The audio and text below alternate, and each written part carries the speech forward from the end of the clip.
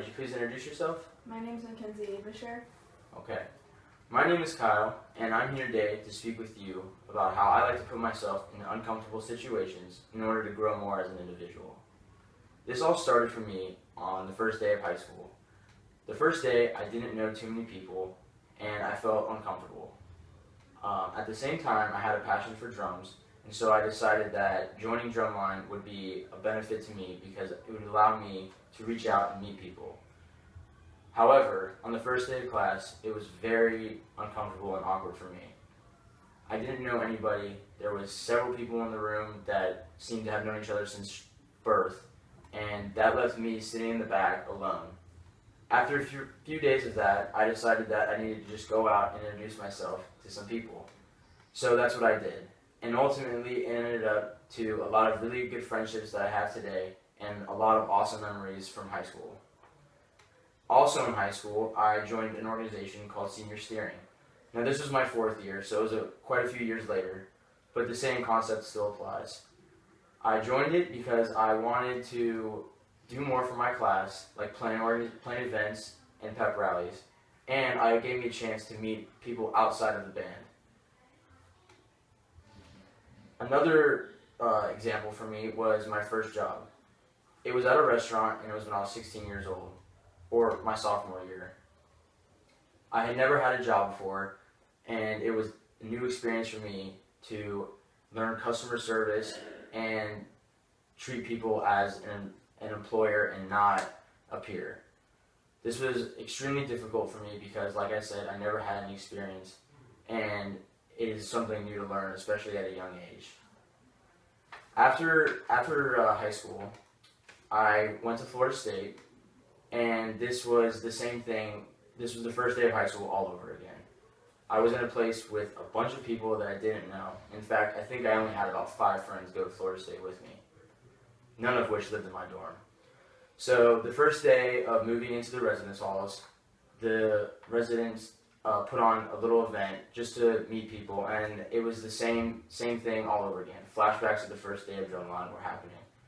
I decided to go, and after a few moments of standing there feeling awkward and contemplating in my head like, oh, I should just go back to my room, this is super weird, I decided, you know what, I'm just going to introduce myself to a few people, and if it doesn't go well, then I'll leave.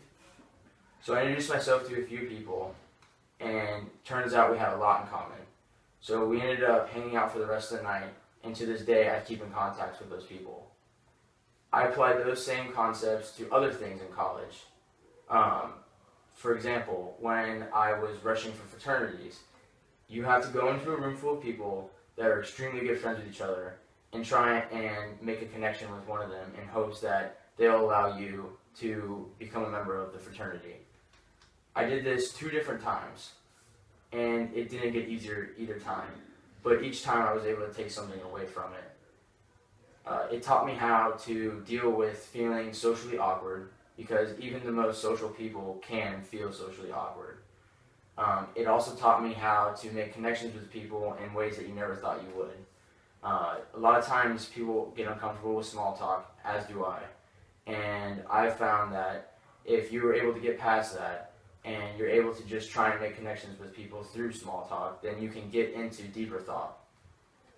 So that's what I did, and those things really helped develop me into a more professional and social role. After FSU, I decided to come back to Tampa to finish my degree and look for more professional jobs than I could find in Tallahassee. This was tough for me because it was hard for me to leave Florida State because I had truly fallen in love with the school. After I came back home, I felt very uncomfortable, and I wanted nothing more than to go back to my friends in Tallahassee.